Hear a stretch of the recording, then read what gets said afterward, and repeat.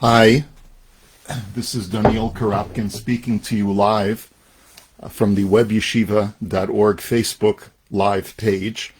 For those who are trying to get onto the webyeshiva.org platform to be able to watch this shiur, I apologize. We were having some technical issues, so as a result, I decided to get off the platform and make sure that the shiur could at least be recorded live for people on Facebook, and we'll make sure that the webyeshiva.org platform gets a copy of the recording. We are studying Moreh Nevukhim, and my name is Daniel Karapkin, and I'm recording this shiur in Thornhill, Ontario, from the Shul Beth Avraham Yosef of Toronto. That's where I'm the rabbi, and we've been studying Moreh Nevukhim for a couple of years now, and today we are still in the first section, chapter 61, and we've been discussing the negative theology of God, and in particular, how it is counterproductive and actually brings about a distorted view of God if we try to ascribe any positive attributes to the master of the universe. Now, we've gotten a little bit technical and philosophical in previous chapters. I want to share with you that the benefit of today's chapter is that it will not be overly technical, but rather we're going to be discussing a topic that is subsumed under this overall category of the negative theology of God. We're going to be talking about the names of God over the next few chapters, and specifically what the Rambam calls the Shem, HaMeforash, which is in the Pines edition, which we're going to be starting on page 147 today, is called the articulated name, Shem HaMeforash, or the explicit name. Now, this name of God goes by a number of different names. It's known as the Shem Havaya. It has the four letters of Yud and Hey and Vav and Hey. And it is known as the ineffable name because it is not permitted to pronounce this name. It is also known as the Tetragrammaton, using the English technical terminology. And it has four letters, and the Rambam wants to try and express to us how this name of God is different from all other names of God that appear in Tanakh. And that's the objective that he has in this chapter, the uniqueness of the Shem HaMeforash. And so, for a change, we're actually going to start the text today. All the names of God, may he be exalted, that are to be found in any of the books derive from actions. There is nothing secret in this matter. The Rambam has pointed out to us that the way that God is described in Tanakh are by his actions, and they are therefore not positive attributes or ascriptions to God himself, but rather describe things that emanate from God, that we would ascribe to a human being if we were to see a human being behaving in this manner. So therefore, when we say that God is almighty, God is all-capable, God is omnipotent, God is merciful, and God is benevolent, and so forth and so on, these are names that we ascribe to God based on the behavior that we see that God, the way that God is interacting with our universe. And there's nothing secret in this. The Rambam is later going to tell us that there's one other way that God is known in Tanakh, and that is using metaphorical or terms that are not actually accurate, but that describe in some way God being a perfect being, such as God being alive or God being eternal, and so forth and so on. But he says the only exception is one name. It is namely Yud, Hey, Vav, Hey. This is the name of God, may he be exalted, that has been originated without any derivation, meaning that there is no other, and the way that the commentaries explain what this term means, there is nothing else in the universe that is given that description. So, for example, the name Elohim. Elohim is one of the names of God, but it is also a name that is ascribed to judges, or princes, or people in a very powerful position. Merciful is ascribed to God, but it is also ascribed to human beings who are also merciful, and so forth and so on. But there is no other being, no other existent thing that is given this four-letter name. It's unique only to HaKadosh Baruch Hu. And for that reason, it's called the articulated or the Shem HaMeforash. This means that this name gives a clear, unequivocal indication of his essence. May he be exalted. On the other hand, all the other great names give their indication in an equivocal way, meaning using terms that are metaphorical and can be defined in different ways, being derived from terms signifying actions, the like of which, as we have made clear, exist as our own actions. Even the name that is uttered instead of Yud-He Vav-He is derived from a term signifying lordship. Now here the Rambam assumes that we have certain knowledge that he hasn't provided for us yet. And that is something that is contained in the Talmud and is codified in Jewish law. And that principle is that whenever we find the word, the tetragrammaton, the Shem HaMeforash, the Yud and the He and the Vav and the He, whenever we find it, we are not permitted to pronounce it in the way that it is spelled, but rather we use the word Adonai, which is spelled Aleph, Daled, Nun, Yud. And that name is a substitute for whenever we see the word Yud K Vav K. That's the way I'm going to spell it, because out of reverence for that name, as we'll see, it's known as the ineffable name, the name that shall not be pronounced, because of certain restrictions that are placed upon us by Jewish law. And we always use the word Adonai instead of Yud K Vav K. Now, where does the Rambam get this from? So the Rambam gets this from, and he's going to actually cite the Talmudic passages towards the very end of the chapter. So I figured I would sort of put this as the frontal matter of the chapter. The first thing I'd like to ask of you to do, normally if we were on the webyeshiva.org platform, I would be displaying the text on the screen. But if I could please ask our viewers, if you wouldn't mind opening up another tab, go to the Facebook group Shiur in Moreh Nevukhim, and you'll be able to open up the PDF yourself. And it's called, and it's the PDF for Moreh Nevukhim, chapter 61. And there is a passage from the Talmud Bavli, the Babylonian Talmud, Tractate Sota, that's source number 1, page 38a, Daf Lamed Chet Amud Aleph. And the Gemara quotes a Braita, which says, Ko tevarachu et b'nei Yisrael. There is a verse in the book of Numbers, chapter 6, referring to the priestly blessing that God told Aaron and his sons that they should bless the Jewish people with.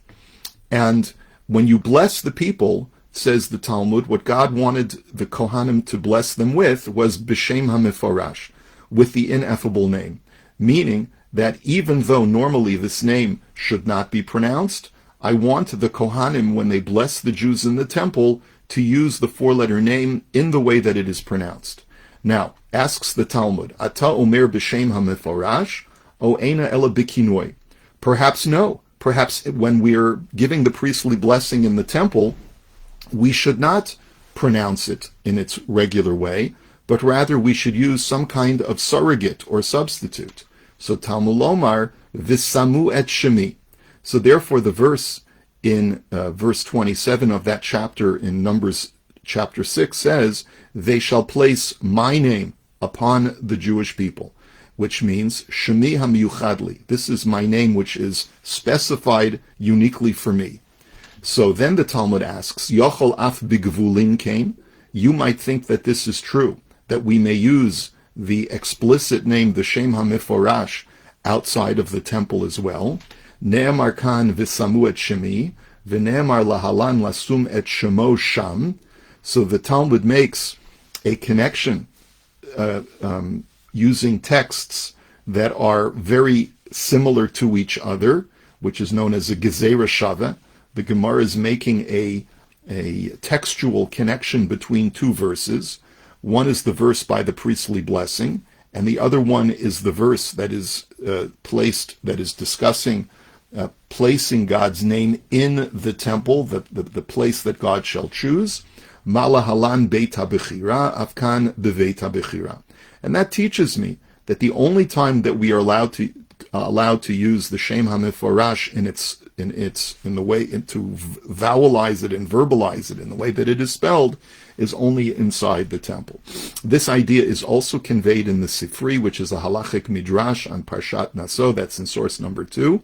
And we also have the same statement being made by the Mishnah in Tractate Yoma in regards to Yom HaKippurim. Some of you who may hear this Mishnah may sound familiar to you because it is part of our liturgy in the Yom Kippur service at Musaf, where we discuss how the Kohen Gadol, the high priest, did the priestly service on Yom Kippur. It says, V'hakohanim v'ha'am homdim ba'azara, that the priests and the rest of the nation who were standing in the temple courtyard, when the high priest, Kishayu Shomim Shem HaMeforash, Shuhu Yotzei Mipi Kohen Gadol, when they would hear the explicit name of God in its 4-letter tetragrammaton pronunciation, emitting from the mouth of the high priest, Hayu Koreimu Mishtachavim V'noflim Al Pneihem V'omrim, they would bow down and prostrate themselves and fall on their faces, and they would say, Baruch Shem Kavod Malchuto Le'olam Va'ed, and they would say, blessed be the name of the glory of his kingdom forever.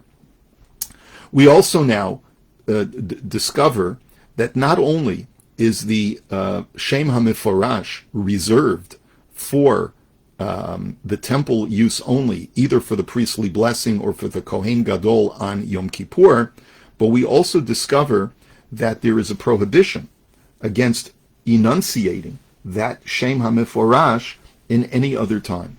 The Mishnah in Tractate Sanhedrin chapter 10, which is a very famous Mishnah to the Rambam in Moreh Nevukhim, talks about people who have forfeited their share in the world to come. And according to Abba Shaul, which is one of the rabbis who authored this Mishnah, he says that included in the category of people who have lost their share in the world to come are Af ha'hogeh et Hashem ba'otiotav, someone who pronounces the Shem HaMeforash, vowelizing it according to the letters that appear before us, the Yud and the Hey and the Vav and the Hey. And now we have one more passage, which is in Tractate Pesachim, page 50a, Pesachim Daf Nun Amud Aleph. This is source number 5, and this is where we learn that a surrogate, when you're outside the temple, that should be used instead of the Shem HaMeforash is the name Aleph Daled Nun Yud, which we pronounce Adonai. It says, Omer Rav Nachman Bar Yitzchak, Lo ka'olam hazeh ha'olam haba. This world is not like the next world. Ha'olam hazeh nichtav biyud hey v'nikra ba'alef dalet. In this world, we see a name that is written as Yud Hey plus the other Vav Hey, the 4-letter Shem HaMeforash, but we recite it as Aleph Daled Nun Yud. Aval la'olam haba kulo echad. But in the next world, when we reach a certain level of perfection, and it will be appropriate for our stature in that next world, in that perfected world, to be able to pronounce that name adequately. So nikra biyodhei v'nichtav biyodhei. Then we will recite the name in the same way that it is spelled.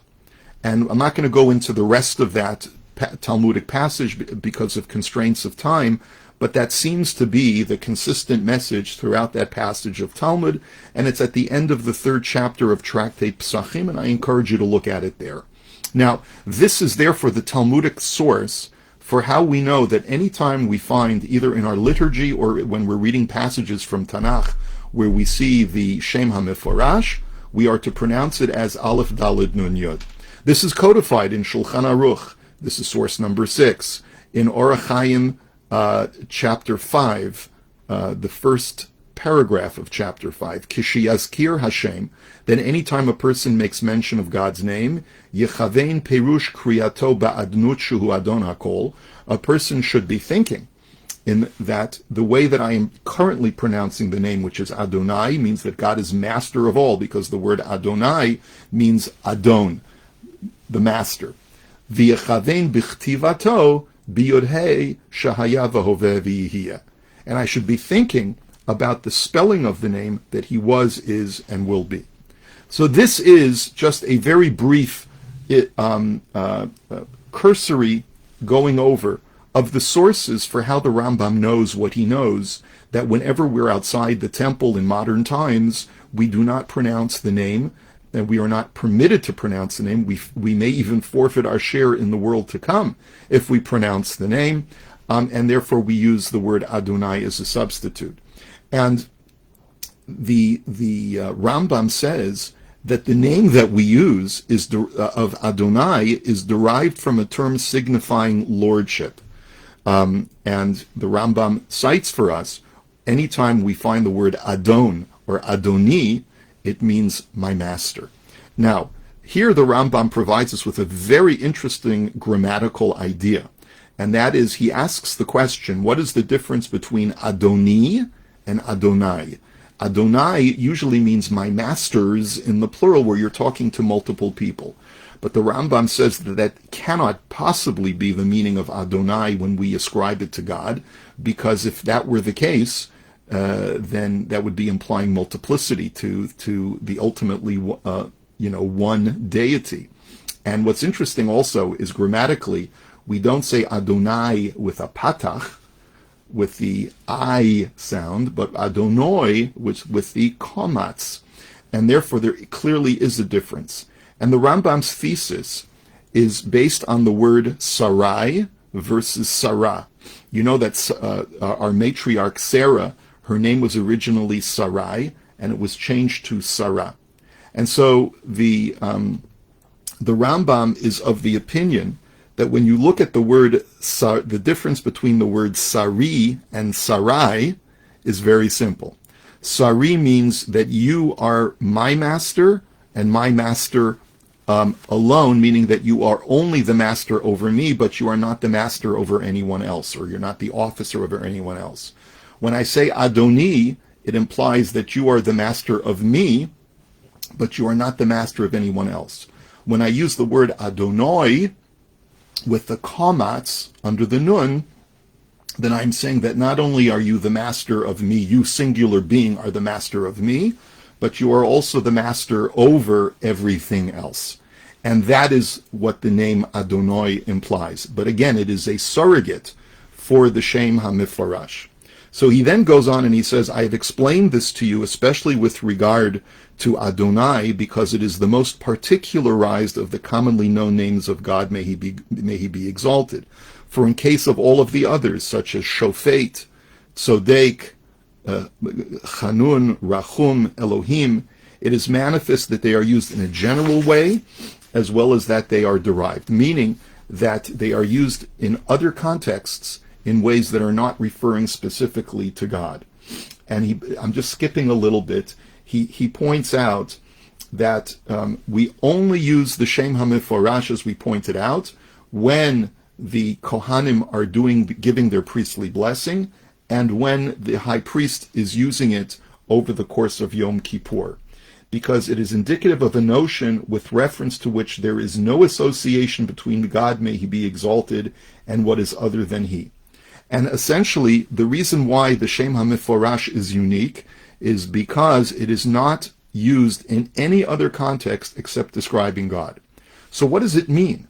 So the Rambam doesn't have a clear explanation as to what the Shem Havaya actually means. He says, perhaps, this is my theory, but I don't know for sure.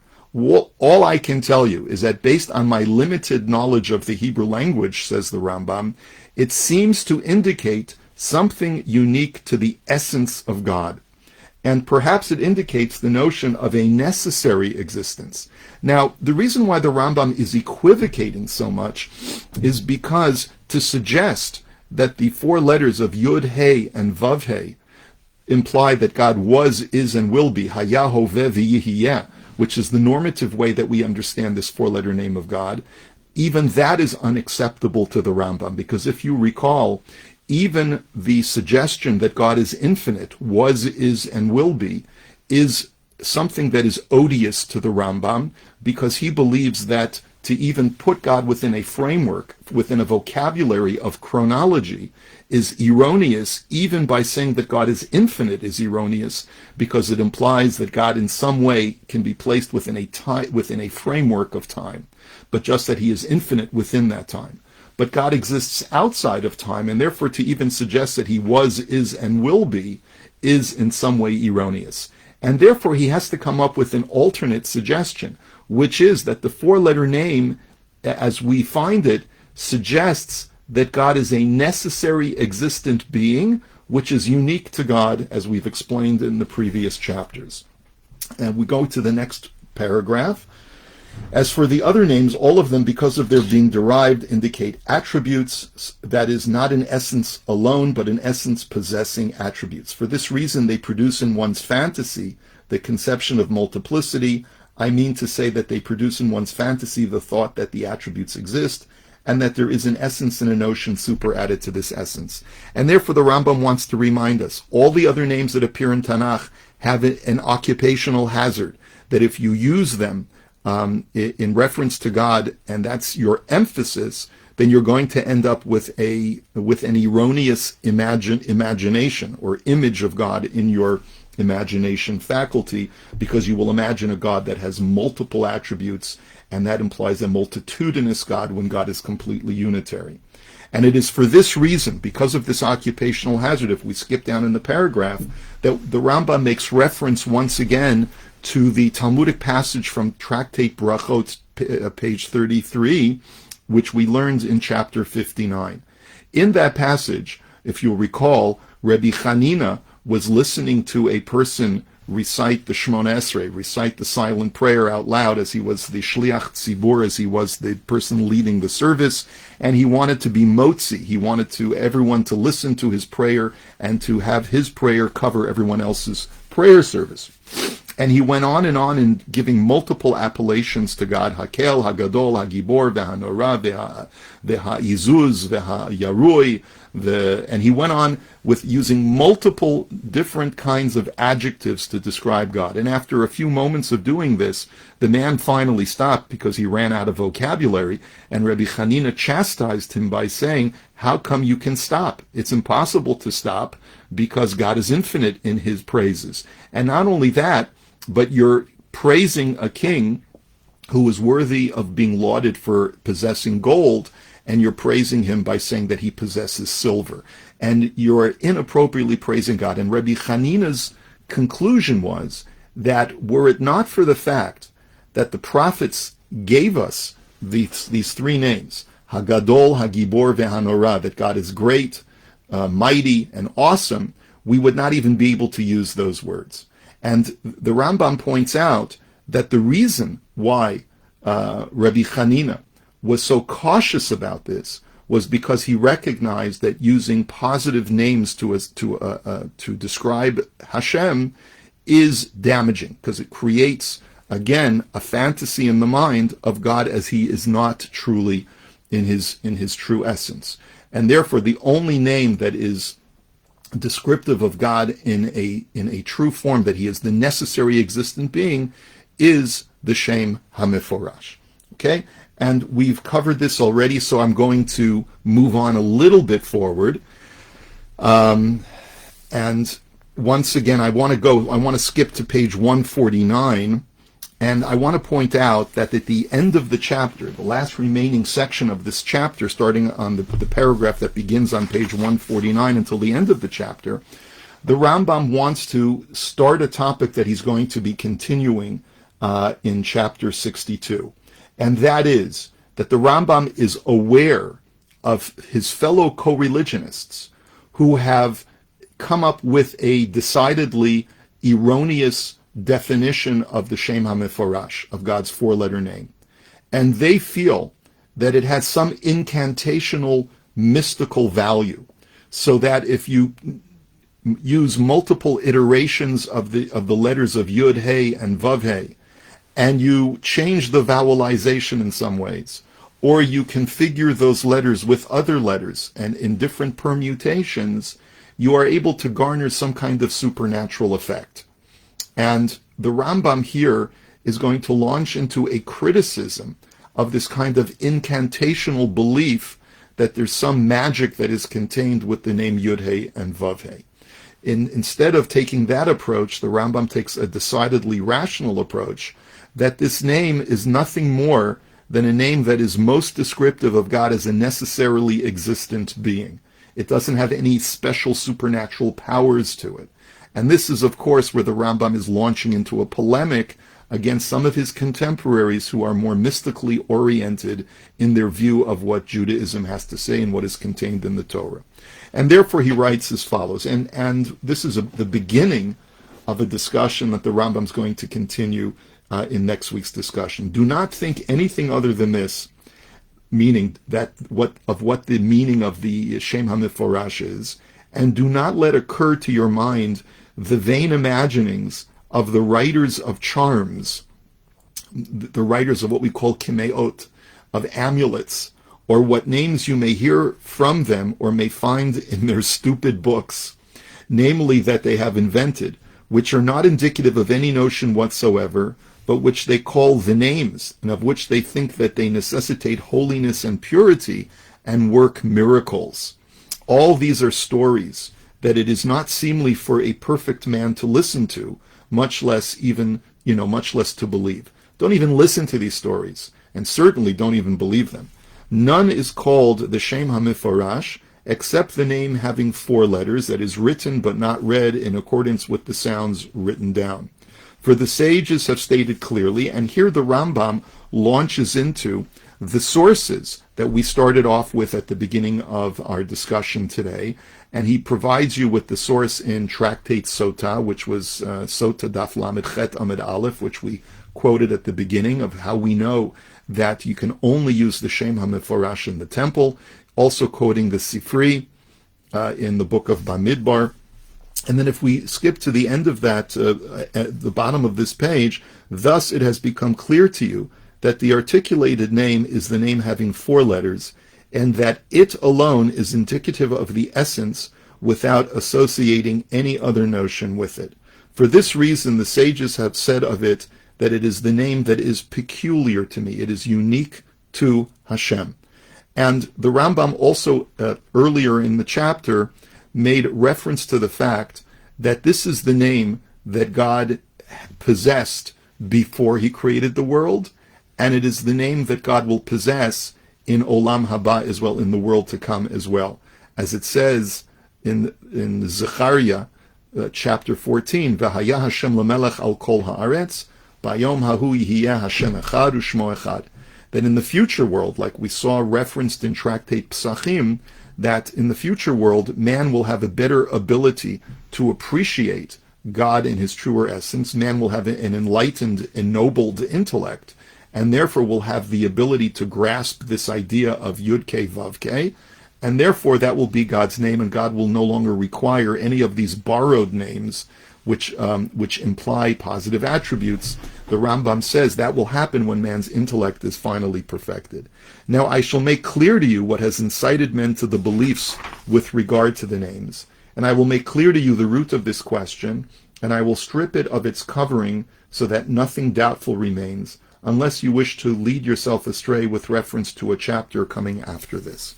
And the Rambam basically says, I'm going to discuss these kinds of incantational beliefs in more detail and show you why they're so erroneous in the ensuing chapter. And that's something that we'll have to say for chapter 62. I do want to leave you with one final idea, and that is the Rambam in Hilchot Avodah Zarah, chapter 11, code 11, states as follows: Mi sheneshacho akravo nachash. The Rambam is making reference to a statement that's made in Tractate Sanhedrin, that if a person gets bitten by a scorpion or a snake, mutter lilchosh, and this is, by the way, in the handout, source number 9, mutter lilchosh al makom hanishicha va'afilu b'shabbat. A person is allowed to incant on the snake bite or on the scorpion bite, even if it's the Sabbath. Now, why would I think that you cannot do this on the Sabbath?